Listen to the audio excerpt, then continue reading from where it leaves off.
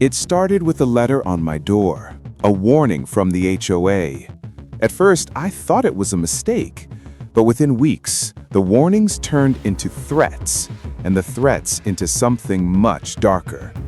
My driveway was vandalized, my mail started disappearing, and every time I stepped outside, I could feel their eyes on me. They said I didn't fit the neighborhood, but what they didn't know was that I had proof that could destroy everything they built. So what happens when you fight back against people who think they own you? For 5 years, everything felt perfect. Mark and his wife, Elena, had finally found the kind of neighborhood they'd always dreamed of. Quiet streets, trimmed lawns, and kids riding bikes until sunset. Their little blue house sat at the corner of Willow Creek Drive, surrounded by friendly smiles and weekend barbecues. Every morning, Mark waved to his neighbors before heading to work. Every evening, Elena tended her small flower garden, her pride and joy. They paid their dues on time, followed every rule, and never once caused trouble. To them, this place wasn't just a neighborhood, it was home. But lately, something had started to change.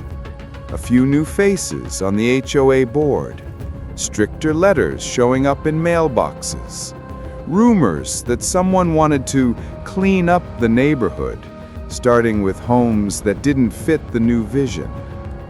Then, one morning, a bright orange notice appeared on Mark's door. The message was cold, almost threatening. Violation of community standards. Immediate action required. At first, he laughed it off, but as the days passed, the tone of those letters grew sharper, more personal. And that's when Mark realized this wasn't about flowers, fences, or property lines anymore. Someone had decided to make an example out of him. At first, Mark thought the bright orange notice was some kind of misunderstanding. He laughed, snapped a photo, and sent an email to the HOA office asking for clarification. But days passed, no reply. Instead, another notice appeared, then another. One about the unauthorized color of his garden shed, another about the height of his mailbox, and then one that felt personal. Lawn not maintained to community standards. That last one stung. Mark's lawn was immaculate. He took pride in it. He'd spent weekends mowing, trimming, watering, the kind of care that made his corner lot stand out. So why the sudden complaints? The next HOA meeting came around and Mark decided to attend for the first time since moving in. He walked into the community hall expecting to clear things up quickly, but the moment he stepped inside, he could feel the chill. The room was full of whispers. Neighbors he'd known for years avoided eye contact. At the front table sat 3 new board members, people Mark barely recognized. One of them, a tall man in a gray blazer, was flipping through a stack of papers with a smirk. His nameplate read, Gregory Harlan, HOA President. Mark introduced himself politely and brought up the letters. "I think there's been a mistake. I've received several violation notices lately, and I just wanted to understand what's going on." Gregory didn't look up from his papers.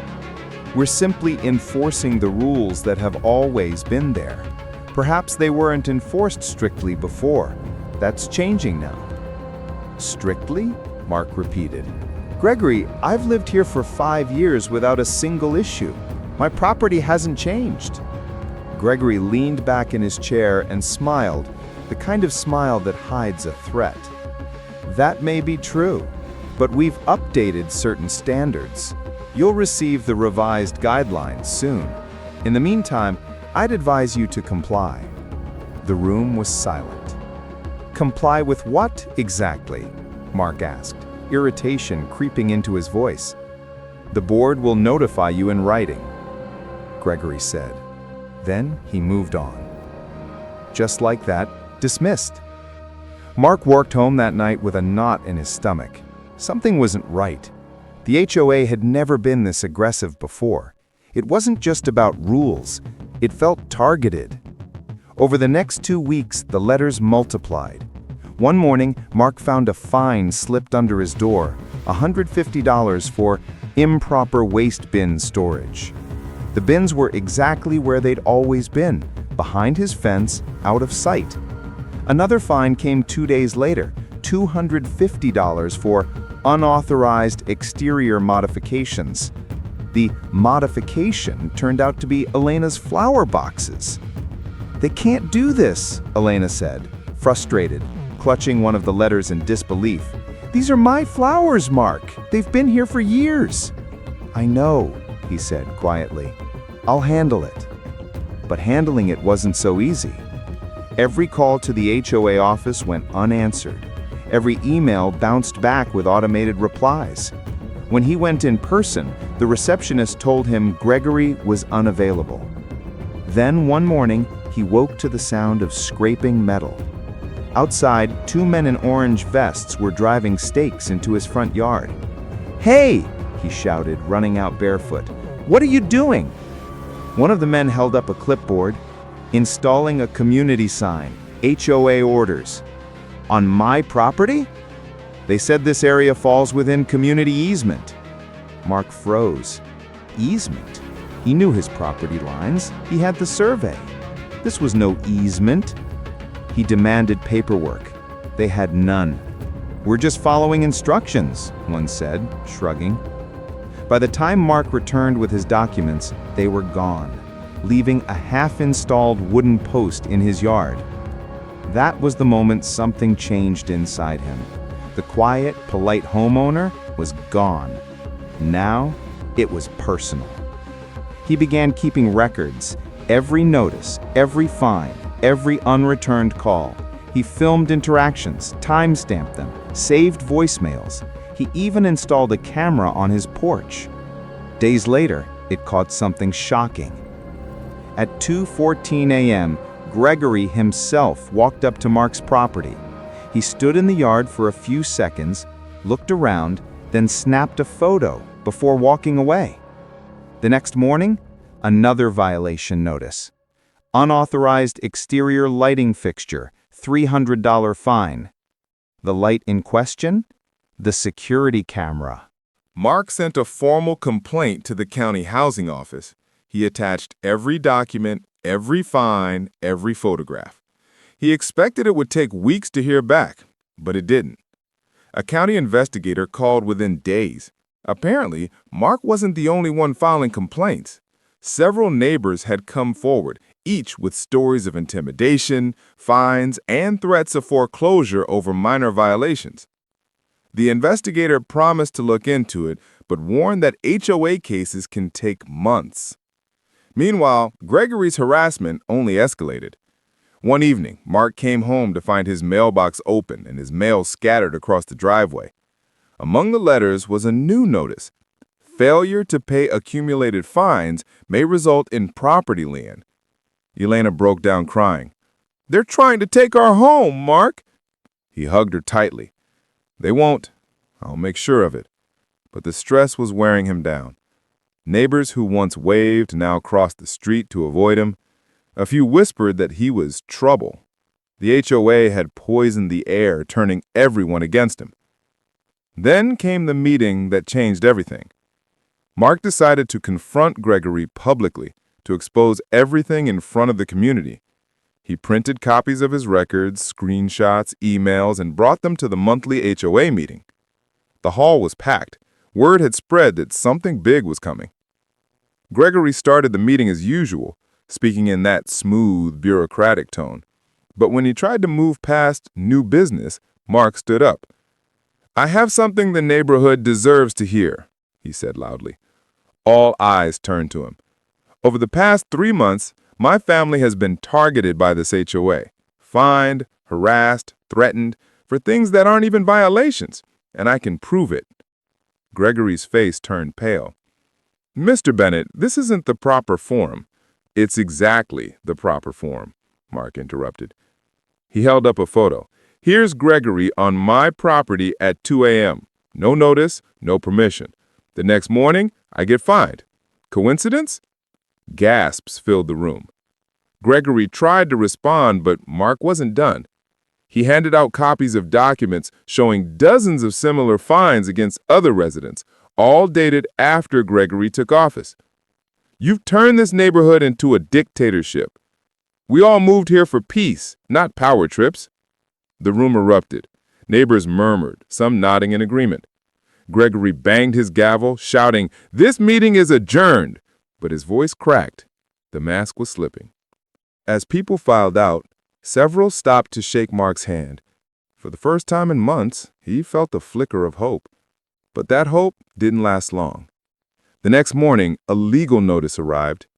The HOA was suing Mark for defamation and harassment. "They're turning it around on us," Ilana whispered, tears filling her eyes. Mark felt a chill. He knew this wasn't just about fines anymore.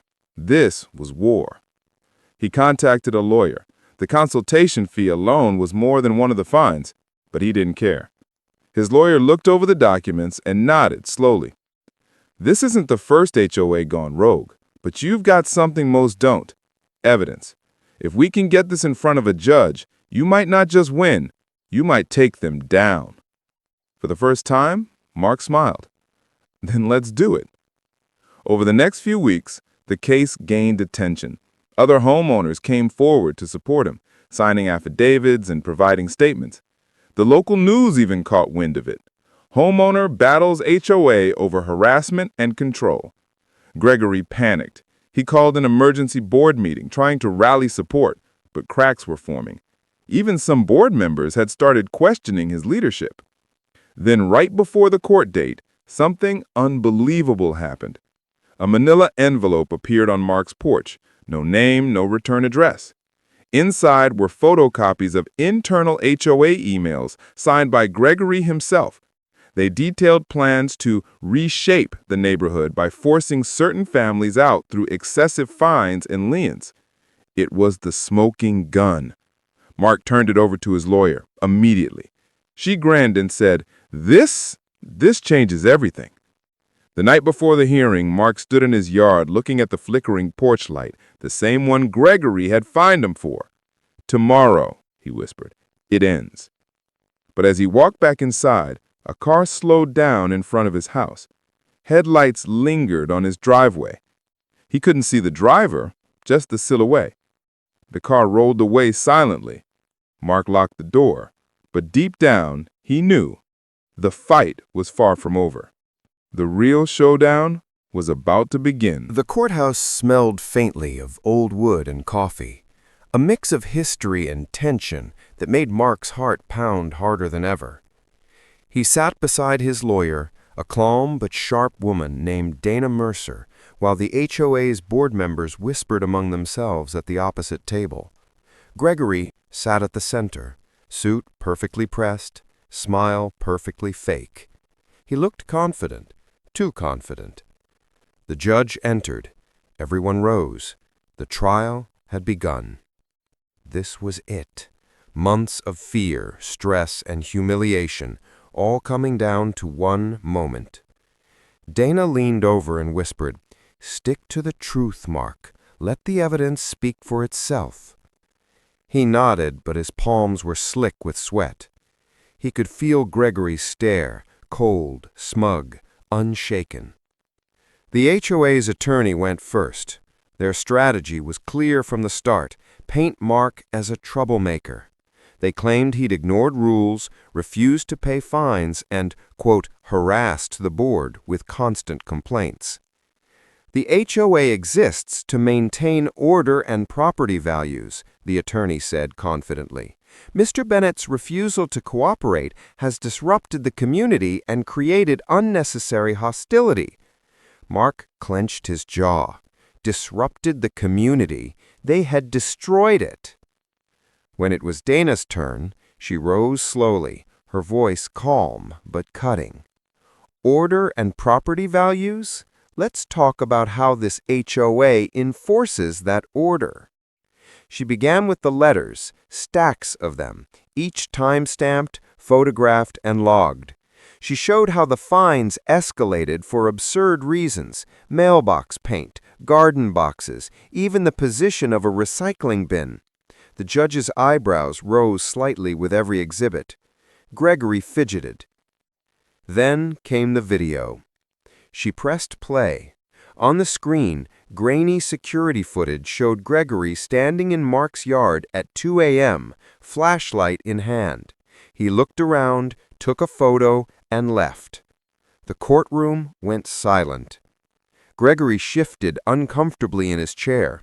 The HOA's attorney objected, but the judge waved it off. Overruled. Proceed. Dana's tone sharpened.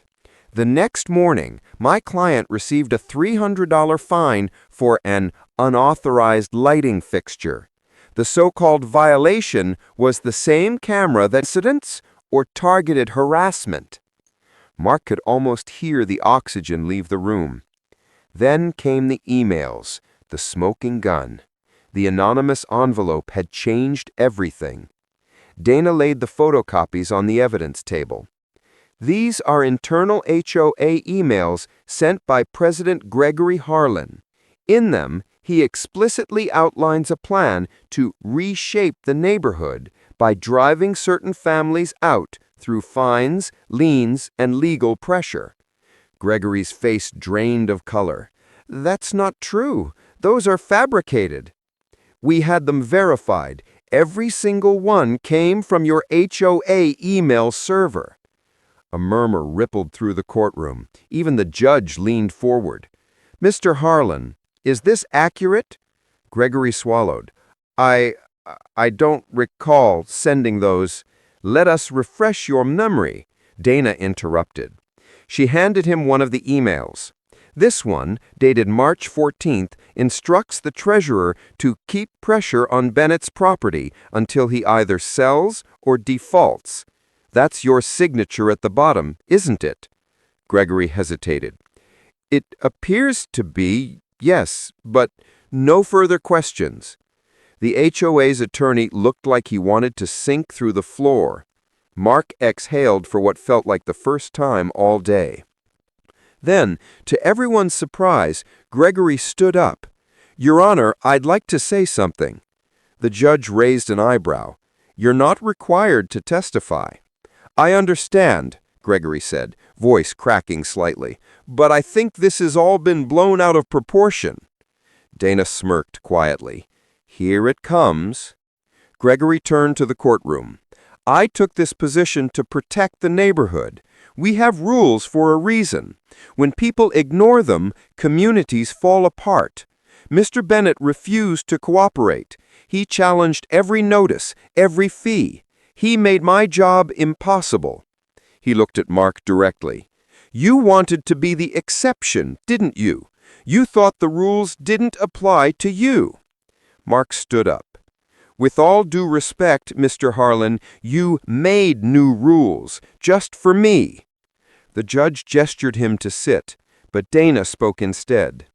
Your Honor, I'd like to submit one final piece of evidence, the property deed. Gregory blinked, confused.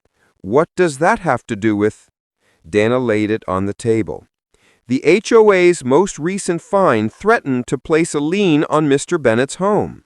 However, this document clearly shows that the HOA never legally filed their own property covenant for this subdivision after their reorganization last year. She paused for effect. They have no legal authority to enforce any of these fines. The courtroom erupted. Gregory's jaw dropped. The judge banged her gavel. Order! Order in the court! Dana continued, her voice now like steel. Every notice, every penalty, every threat of foreclosure, all of it was built on a foundation that doesn't legally exist. Gregory's attorney stammered, That's absurd. It's in your own records, Dana said calmly. You dissolved the old HOA entity last year to restructure leadership. You never refiled the covenants with the county clerk. You've been operating without jurisdiction this entire time. Gregory's confidence shattered. He looked around desperately, but no one would meet his eyes, not even his own board members. Mark could feel his heart pounding. It was over. The judge banged her gavel. "Order! Order in the court!" Dana continued, her voice now like steel. Every notice, every penalty, every threat of foreclosure, all of it was built on a foundation that doesn't legally exist. Gregory's attorney stammered, That's absurd." "It's in your own records," Dana said calmly. "You dissolved the old HOA entity last year to restructure leadership. You never refiled the covenants with the county clerk. You've been operating without jurisdiction this entire time." Gregory's confidence shattered. He looked around desperately, but no one would meet his eyes, not even his own board members. Mark could feel his heart pounding. It was over. The judge took a long breath and looked over the documents. Finally, she spoke. "Based on the evidence presented, it appears the HOA has been acting outside its legal authority. All pending fines, liens, and violations against Mr. Bennett are hereby nullified." Gregory slumped in his seat.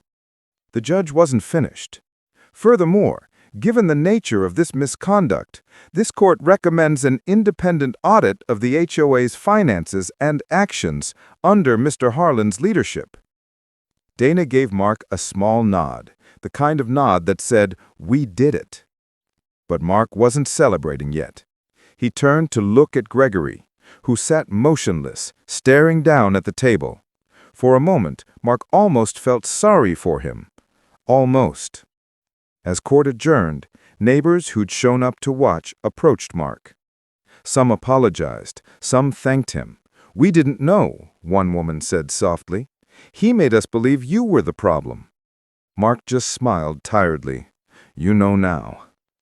Outside the courthouse, the air felt lighter. The news cameras were waiting, microphones out, questions flying. Dana handled most of them, while Mark simply said, "All I ever wanted was fairness. HOAs are supposed to protect communities, not control them." As he walked toward his car, he noticed Gregory standing near the steps, alone. For the first time, he didn't look powerful. He looked small. "You think you've won?" Gregory muttered as Mark passed. Mark stopped. "No," he said quietly. "I think we all did." He got into his car and drove home, back to Willow Creek Drive, the street that once had felt like paradise. As he pulled into his driveway, Elena was waiting on the porch. She ran to him, tears in her eyes. "It's over," she whispered. Yeah, it's finally over. But as they stood there, a black SUV rolled slowly past their house. Tinted windows, no plates. It paused at the end of the driveway for just a moment before speeding off. Elena shivered. Was that... Mark stared after it. His pulse quickened again. Maybe just a coincidence. Or maybe someone doesn't like losing. The camera of the story would linger on the empty street, the gentle sound of wind rustling through the trees, the flicker of the porch light. Then Mark's voice, low and steady. "In neighborhoods like ours, power doesn't disappear. It just hides, waiting for the next person to stand up to it." Fade to black. The weeks after the court ruling felt like waking up from a long, restless nightmare. For the first time in months, Mark could step outside without checking for letters taped to his door. The mailbox, once a source of dread, now held only bills, flyers, and the occasional postcard from a friend who'd heard about the trial. The silence of the neighborhood felt strange, heavy, cautious, but healing. The victory hadn't just cleared his name, it had exposed years of quiet corruption. Within days of the verdict, the county announced an official audit of the HOA. Investigators combed through financial records, emails, and meeting notes. What they found confirmed everything Mark and Dana suspected. misuse of funds, manipulated votes, and personal payments approved by Gregory himself. The local news stations ran the story for days.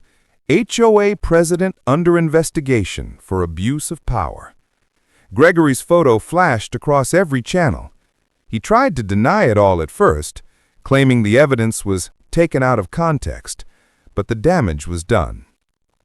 2 weeks later, he resigned. The same night, he packed up his belongings and left the neighborhood under the cover of darkness. No goodbye, no apology, just gone. For the residents of Willow Creek Drive, it was like a shadow lifting.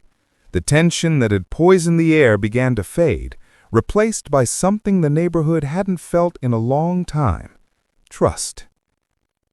The HOA was dissolved temporarily while the county oversaw the reformation process. A community vote was scheduled to elect new board members, this time with transparency. No secret meetings, no closed-door decisions. Mark didn't want the position, but many urged him to run. "We need someone honest," one neighbor said. "Someone who's already proven they won't back down." Mark smiled politely, but shook his head. "I didn't fight to take power. I fought to give it back."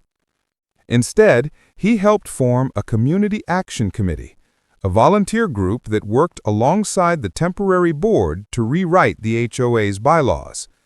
They focused on fairness, accountability, and respect for homeowners' rights. Every week they held open meetings in the same community hall where Gregory once ruled from his chair of authority. The tone was different now. Laughter, open debate, even disagreement, but always with transparency. For the first time, people's voices mattered. Elena took charge of the neighborhood's beautification project, helping neighbors rebuild gardens Gregory's rules had destroyed. Kids planted flowers along the sidewalks. Retired couples came out of their homes to help paint fences. It wasn't about perfection anymore. It was about pride. And through it all, Mark felt something he hadn't in a long time: peace. But peace didn't mean forgetting. Late one evening, as the sun dipped below the lake, Mark stood at the end of his driveway, the same place where it all began. The porch light flickered softly, the wind brushing against his shoulders. He looked out across the street, remembering every sleepless night, every whispered rumor, every letter slipped under his door. Elena joined him, holding 2 cups of coffee. "You're thinking about it again?" she asked gently. "A little," he said. "It's strange, isn't it? The same place that caused so much pain, it's beautiful again." She smiled faintly. "Maybe it always was. We just had to fight for it." Mark nodded. "Yeah, maybe that's what home really means. Not the walls or the rules, but the people who refuse to let fear win." Over the next few months, Willow Creek Drive became an example across the county. Other neighborhoods reached out, asking for guidance on how to reform their own HOAs. Mark and Dana even spoke at a local homeowners conference, where they shared the story, not as a tale of revenge, but as a warning. "When rules become tools of control," Mark said at the podium, "a community stops being a community. It becomes a kingdom, and every kingdom eventually falls." The audience gave him a standing ovation. Back home, life slowly returned to normal, or at least a new kind of normal. Gregory's house sat vacant for months before it was finally